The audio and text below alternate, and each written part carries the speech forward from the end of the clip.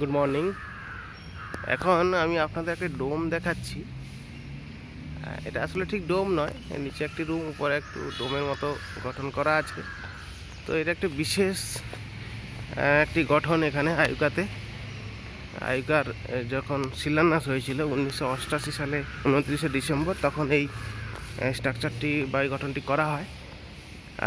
এটার বিশেষত্ব হচ্ছে এটি একটি ডোম। আসলে এই উপরের দিকে তাকালে কতগুলি নক্ষত্র দেখা যাচ্ছে, অনেক নক্ষত্র দেখা যাচ্ছে। এগুলো কিছু কিছু সমস্যা হয়েছে, ভেঙে গেছে, নাহলে কিন্তু আকাশের ওই দিনের যে অবস্থা 29শে ডিসেম্বর, ওই অবস্থার চিত্র দেওয়া আছে।